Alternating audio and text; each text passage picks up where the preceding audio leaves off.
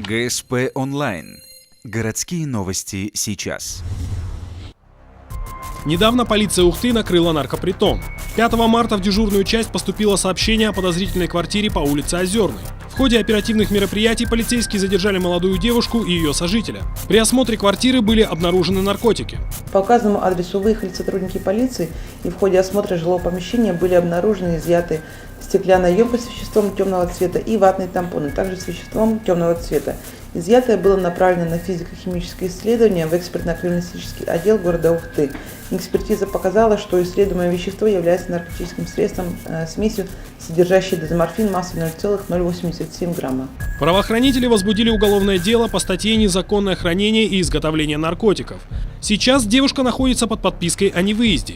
Ей грозит до 3 лет лишения свободы.